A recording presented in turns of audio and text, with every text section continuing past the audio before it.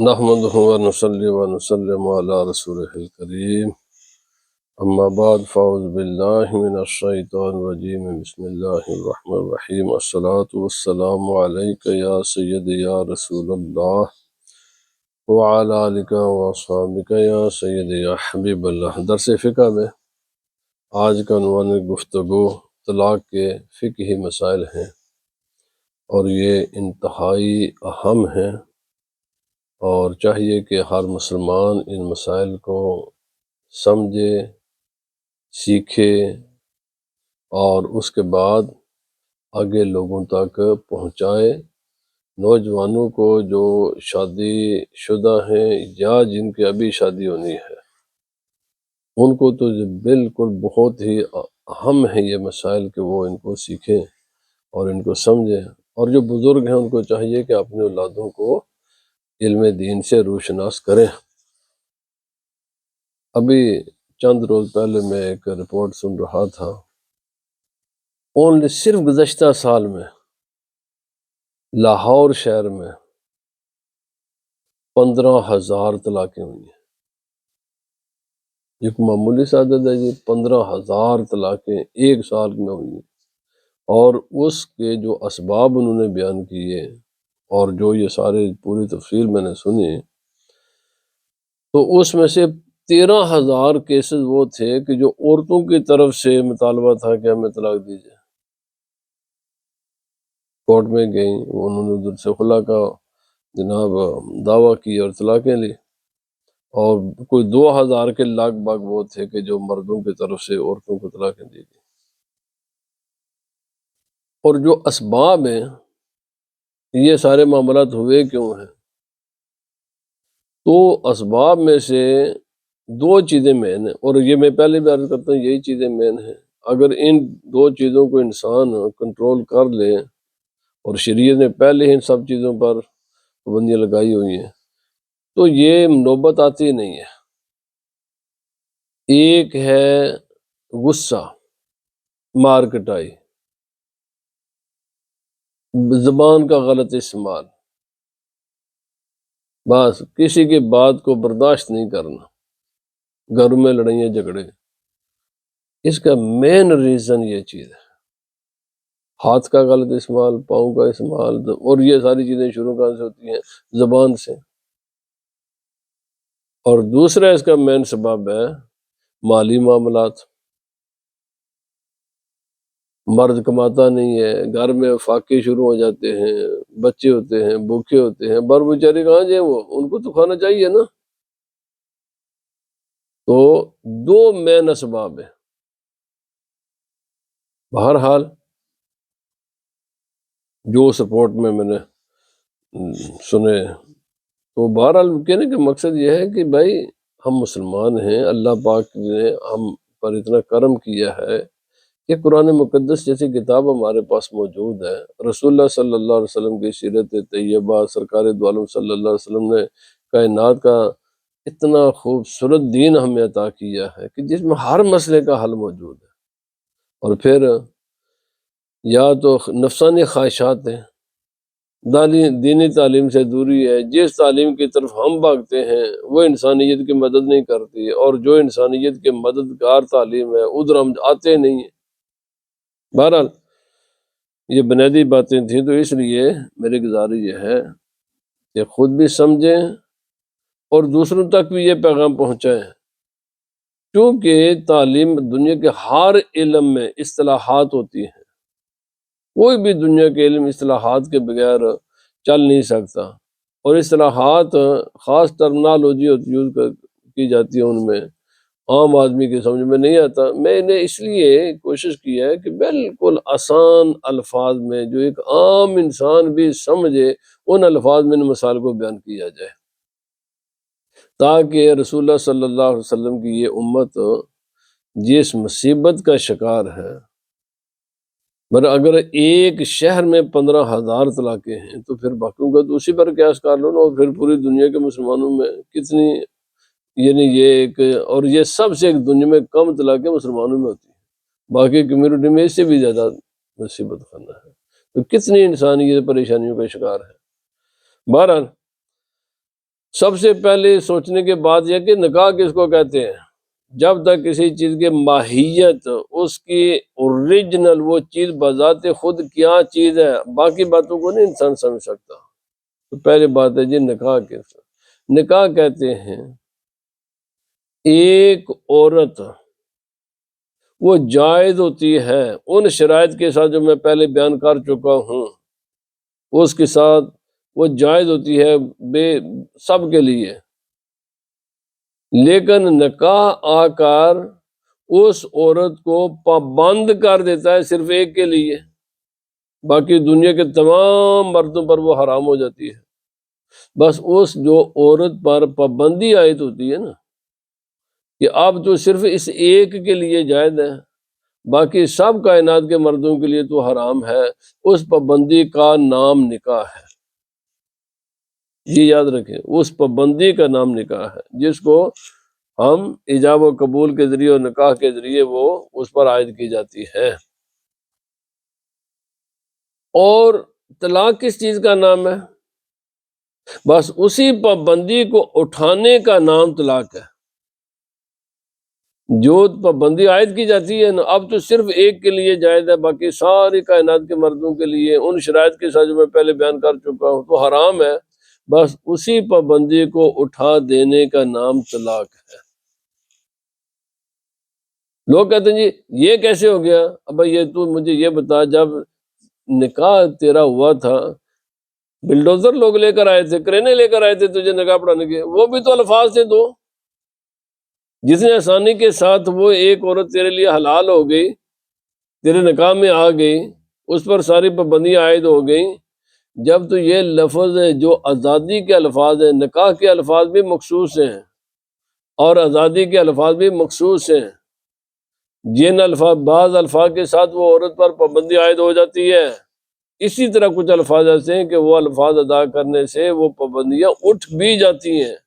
نہ ان کی ادائیگی مشکل ہے نہ ان کی ادائیگی مشکل ہے۔ یہاں پر کوئی کرینیں نہیں لائی جاتی کہ کرین بھائی رکھیں گے تو یہ آئے گا، بھائی سیدھی سادھی الفاظ ہیں اور بالکل سمپل لفظ ہیں، قبول ہے جی، قبول ہے جی، کیا کتنی دیر لگی آپ کو جی؟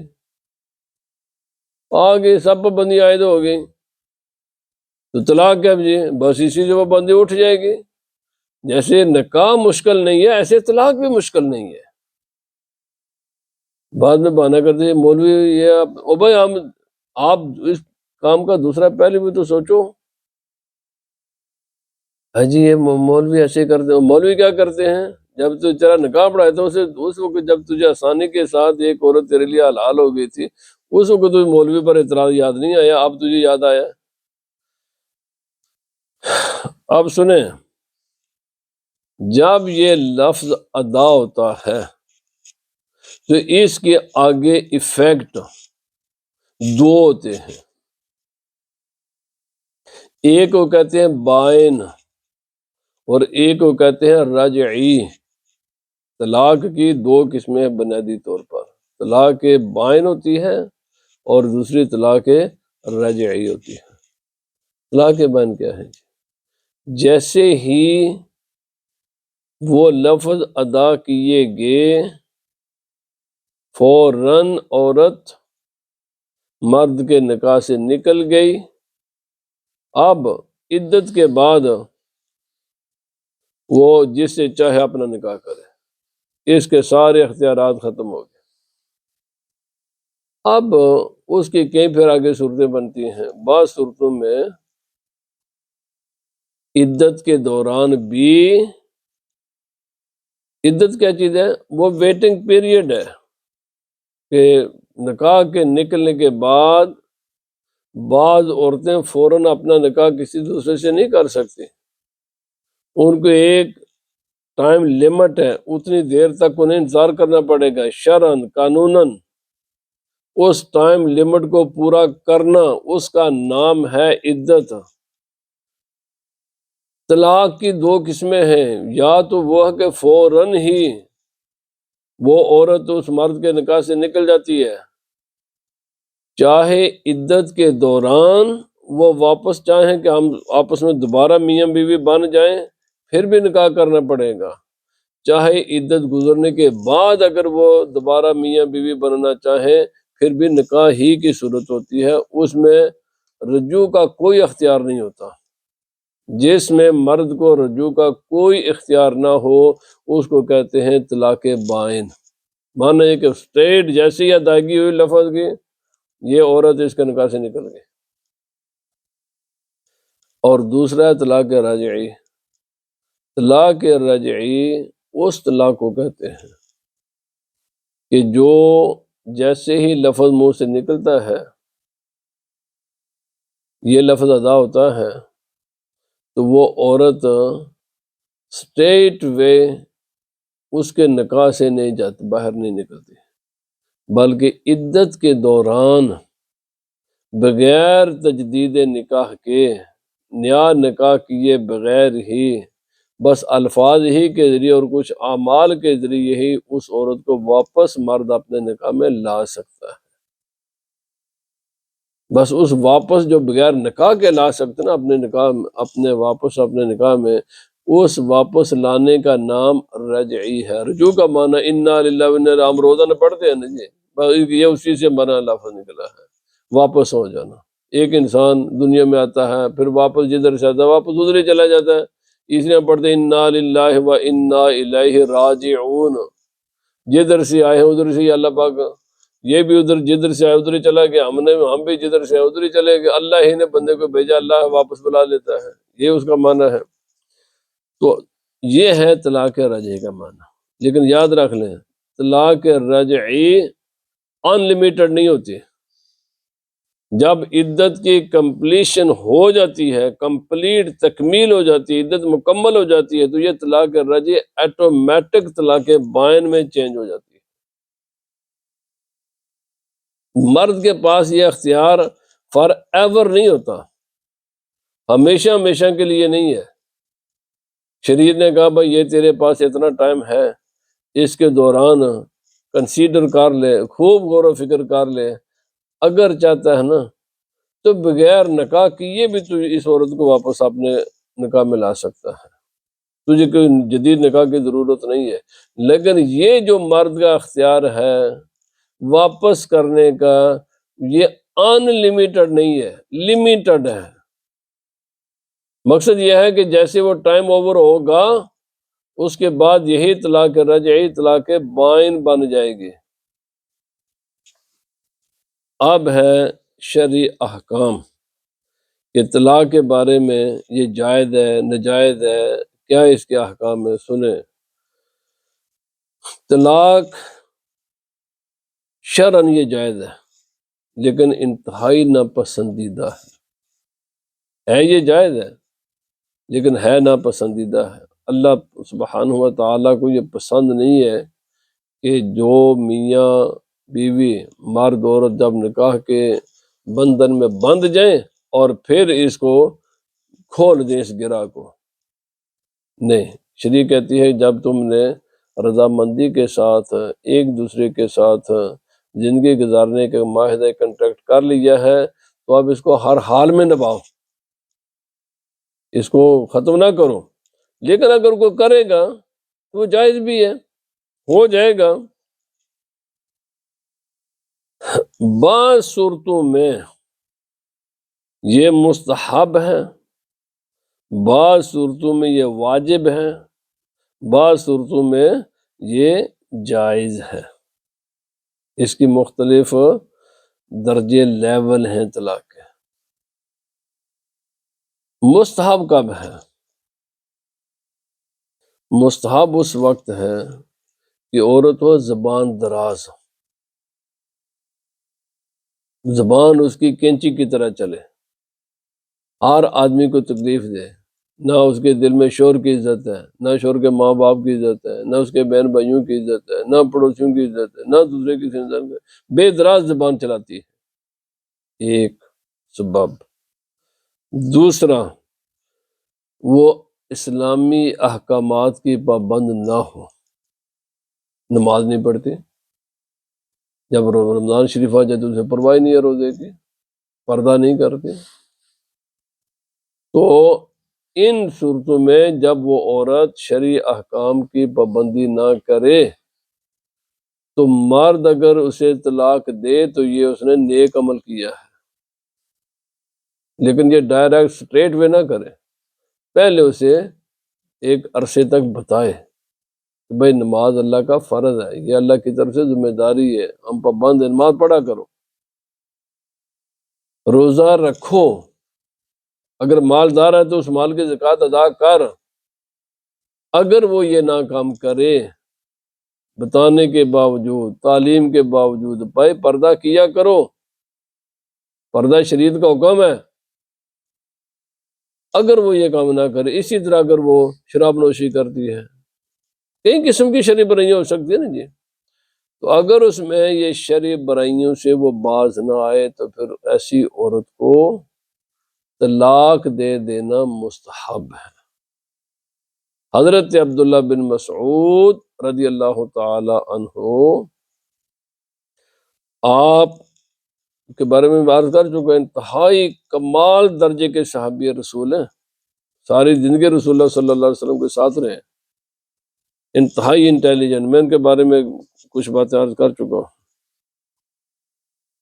آپ فرماتے ہیں اگر ہو میری بیوی بے نماز، نماز کی نہ کرے پابندی، اور میرے پاس اس کا حق مہر دینے کے لیے پیسے نہ ہوں، حالانکہ حق مہر مرد پر لازم ہے، لازم ہے، یہ مالی معاملہ ہے، یہ کبھی بھی معاف نہیں ہوگا، یہ مرنے کے بعد بھی معاف نہیں ہوتا۔ فرمایا اس کا یہ حق لے کر میں اللہ کے بارگاہ میں چلا جاؤں کہ مجھے قیامت کی طرف خدا پوچھے اس کا حق ادا کیا کہ نہیں کیا، فرمایا یہ تو میں برداشت کر لوں گا کہ حق مہر دیے بغیر ہی خدا کے بارگاہ میں پیش ہونے کے لیے میں اپنے آپ کو تیار کر لوں، یہ میں گوارا مجھے، مگر میری بیوی نماز نہ پڑھے اور پھر بھی میں اس کے ساتھ رہوں اور اسے طلاق نہ دوں، مجھے یہ گوارا نہیں۔ یہ کس کا قول ہے، یہ کس کا فرمان ہے؟ حضرت عبداللہ بن مسعود کا، وہ جو رسول خدا صلی اللہ علیہ وسلم کے ساتھ ساری زندگی چھٹے اسلام قبول کرنے میں ہیں۔ جن باتوں پر مردوں کو غصہ کرنا چاہیے ان پر تو کرتے نہیں ہیں، اور جن باتوں کو موضوع سخن یا لڑائی جھگڑے کا سبب بنانا ہی نہیں چاہیے وہ بناتے ہیں۔ تو آپ نے فرمایا یہ اس سے بہتر ہے کہ میں اس عورت کے ساتھ زندگی گزارنے سے بہتر یہ ہے کہ میں اس کو طلاق دے کر فارغ کر دوں۔ میں نے ابھی عرض کر دیا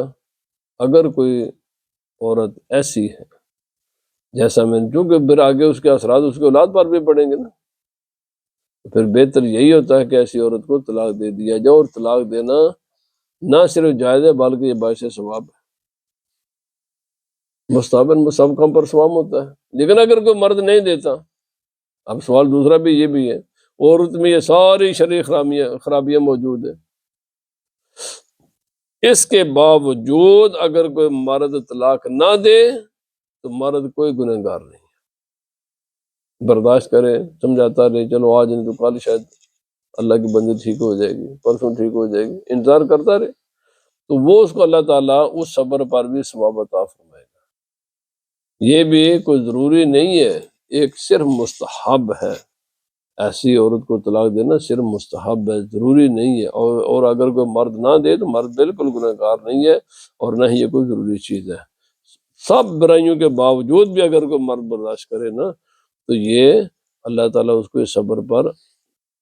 اپنی تبلیغ کرتا رہے۔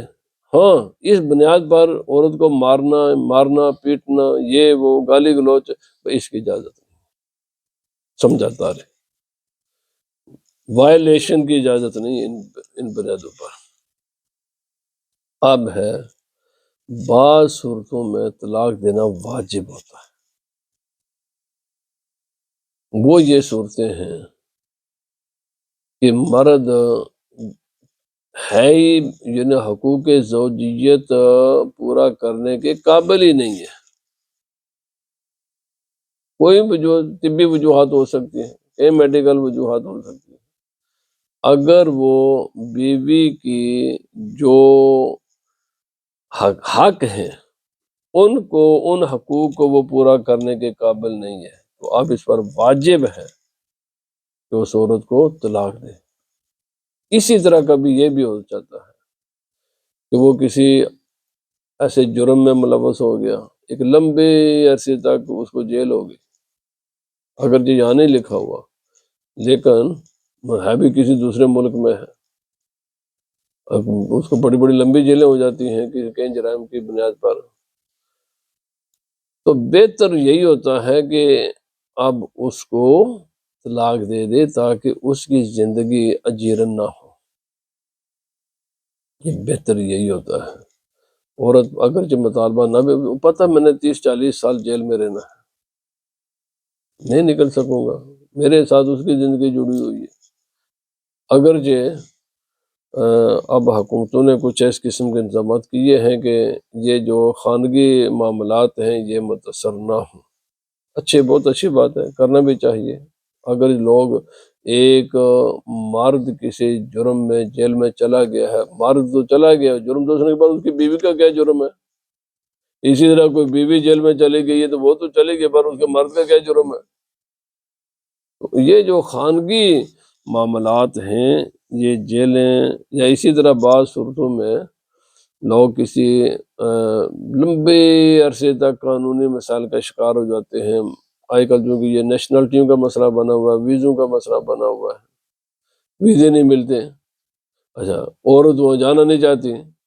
مرد وہاں آ نہیں سکتا، رکاوٹ درمیان میں قانونی مسائل ہوتے ہیں، تو ایسی صورتوں میں بھی مرد کو پھر طلاق دے دینی چاہیے جب کوئی صورت ہی نہیں ہے۔ اگر تو کوئی صورت ایسی بن سکتی ہے کہ اگر لڑکا تو نہیں آ سکتا لیکن لڑکی وہاں جا سکتی ہے، یا لڑکی تو کوئی ایسی صورت ملاقات کی ہو سکتی، تو پھر تکلیفیں برداشت کر کے بھی ایک دوسرے کو جانا چاہیے اور اپنے گھروں کو آباد کرنا چاہیے۔ لیکن اگر کوئی صورت ہی نہ بنتی ہو، ایسے بھی کئی حالات کبھی کبھی ایسے ہو جاتے ہیں، تو پھر ایسی صورت میں طلاق دینا بہت ضروری ہوتا ہے، کیوں کہ میں تو کسی یا مقدر کا مارا یا کسی وجہ سے کسی مصیبت میں پھنس گیا ہوں، لیکن اس بیچاری کا گھر کو میں اجاڑوں، اس کی زندگی کو پریشان کیوں کروں؟ لیکن اگر کوئی نہیں کرتا تو نکاح پر کوئی لوگ پوچھتے ہیں جی اتنے عرصہ ہم ایک دوسرے سے جدا رہے، اکثر مجھے کئی دفعہ سوال آتے ہیں جی ہم 3 سال نہیں ملے، وہ امریکہ میں تھا، میں یہاں تھا، وہ فلانے شہر میں تھا، وہ ایسا معاملہ ہو گیا۔ او بھائی 50 سال بھی ایک دوسرے کے ساتھ نہ ملے، نکاح پر کوئی فرق نہیں پڑتا، میاں بیوی آپس میں ملیں یا نہ ملیں، نکاح برقرار رہتا ہے، اس کے ساتھ نکاح پر کوئی فرق نہیں پڑتا۔ ہاں اگر نہیں ملتے، میں نے ابھی عرض کر دیا اگر کسی کے کوئی مسائل ہیں تو اگر عورت مطالبہ کرے، سمجھے کہ بھئی ہمارا چونکہ ہم جسمانی طور پر دونوں ایک دوسرے سے بہت دور ہیں، ملاقات نہیں کر سکتے، تو پھر بہتر یہی ہوتا ہے کہ طلاق دے دی جائے۔ یا کوئی طبی مسئلہ ہے، عورت میں کوئی طبی مسئلہ ہے یا مرد میں کوئی طبی مسئلہ ہے، مرد ویسے بھی 4 نکاح کر سکتا ہے، تو اس کو نہ طلاق دے، اس کو رہنے دے، کوئی دوسرا نکاح کر لے، اس کے لیے تو مسئلہ نہیں ہے، مسئلہ تو ہے عورت کا، ضرورت تو یہ عورت کی ہے، مرد میں طبی مسئلہ ہے۔ تو طبی وجوہات پر یا کوئی نیچرل مسئلے ہوتے ہیں، تو ان وجوہات پر اگر نکاح کے بعد علم ہو جائے کہ بھائی یہ اس کے حق ادا نہیں کر سکتا، تو پھر طلاق دینا واجب ہوتا ہے۔ اور یہ جو خواتین آج کل خلا کے کیس دائر کرتی ہیں نا، تو ان میں کوئی 70-80% کیس ایسے ہوتے ہیں کہ ان کو کرنے نہ، یہ خلا ہوتا ہی نہیں ہے، خاص کر کے فقہ حنفی کے مطابق یہ جو کونسلیں فیصلہ کرتی ہیں نا جی تیرا نکاح ہم فسخ کر دیں، ان کو یہ نکاح فسخ کرنے کا اختیار ہی نہیں ہے، شریعت نے دیا ہی نہیں ہے۔ زیادہ تر یہ ان ممالک میں یہ جو کچھ بعض ایک ذہنی عیاشی کے لیے اور پھر ایسی شریعت کے نام پر شریع کونسلیں بنی ہوئی ہیں کہ جناب ٹھیک ہے ہم نے آپ کا نکاح فسخ کر دیا، میرے بھائی ان کے فسخ کرنے سے کسی نکاح فسخ نہیں ہوتا۔ یاد رکھ لیجیے، جو عورتیں اس قسم کے پیسہ بھی جا کر دیتی ہیں، ان کو پیسے بھی ضائع کرتی ہیں، ماں باپ بھی پیسہ ضائع کرتے ہیں، اور حالانکہ وہ بھائی اس سرٹیفکیٹ سے کچھ بھی نہیں ہوتا۔ شریعت نے خلا ایک بالکل یہ اس کو خلا کہتے نہیں ہے۔ یہ خصوصاً جو میں برطانیہ میں دیکھتا ہوں نا جی کہ ہم خلا لیے، اور بھائی خلا اس کا نام ہی نہیں ہے، یہ خلا ہے ہی نہیں ہے جس کو خلا کا نام دیتے ہیں۔ جس نام پر یہ خلا کا نام ہوتا ہے نا، یہ خلا ہو گیا، یہ خلا ہے ہی نہیں ہے۔ انشاءاللہ میں عرض کروں گا کہ خلا کس کو کہتے ہیں۔ اب ہے دوسری بات، یہ خلا ہے ہی نہیں جب، تو پھر لفظ کے استعمال کا مطلب بھی ختم ہو گیا نا۔ اب دوسری بات ہے کہ فسخ نکاح وہ جائز ہے، مگر اس کی گراؤنڈ ویری لیمیٹڈ ہے۔ وہ صرف جو میں نے ابھی عرض کر دیا، وہ اگر اپنی عورت کے حق ادا کرنے کے قابل نہ ہو، یا اس کے پاس عورت کے اخراجات پورے کرنے بالکل ہی کچھ بھی نہیں ہے، اس کی گراؤنڈ بہت لمیٹڈ سی ہے، جس بنیاد پر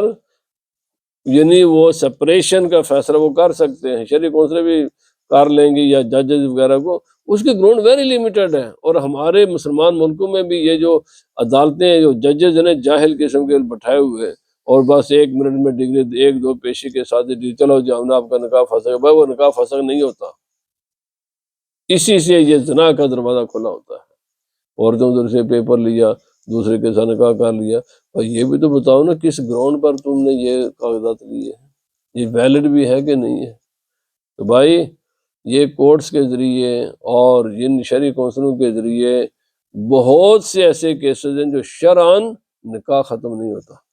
وہ عورت اسٹل اس مرد، اور اسی طرح مردوں کو بھی چاہیے، اگر ایک طرف عورتوں کا یہ مثلاً وہ غلط کام کرتی ہیں، مردوں کا بھی یہ غلط ہے۔ ایک عورت نے فیصلہ کر لیا میں نے تیرے ساتھ نہیں رہنا، پکا پیڈا پختہ اس کا فیصلہ میں نے اس مرد کے ساتھ، یار تو اس کو اپنے ساتھ کیا کرے گا، فارغ کر اس کو طلاق دے۔ جو اگر کوئی مالی معاملہ یا کسی قسم کے معاملات ہے بھی تو بیٹھ کر رضا اس کو کر لو باہمی نیگوشیشن کے ساتھ۔ تو بہرحال انشاءاللہ ایک آئندہ درس میں عرض کروں گا طلاق کی 3 قسمیں ہیں، طلاق احسن، طلاق حسن اور طلاق بدعی۔ انشاءاللہ آئندہ درس اس پر ہوگا، اور یہ میں پھر دوبارہ عرض کروں گا کہ مسلمانوں کو چاہیے کہ ان مسائل کو سیکھیں۔ میرے بھائی نکاح اور طلاق دونوں یہ دنیاوی کورٹس کے مسئلے نہیں ہیں، یہ شریعت کے مسئلے ہیں۔ شریعت کے ذریعے ہی 2 میاں اور مرد عورت ایک دوسرے کے لیے حلال ہوتے ہیں، اور شریعت ہی ان کو حرام کرتی ہے۔ کورٹس وغیرہ نہ ان کو حلال کر سکتے نہ ان کو حرام کر سکتے، ہاں فیصلے کر سکتے ہیں پر ان کے گراؤنڈ ویری لیمیٹڈ ہے، بہت محدود سے گراؤنڈ پر وہ یہ فیصلے کر سکتے ہیں۔ اللہ پاک ہمیں عمل کی توفیق عطا فرمائے۔ وما علینا الا البلاغ۔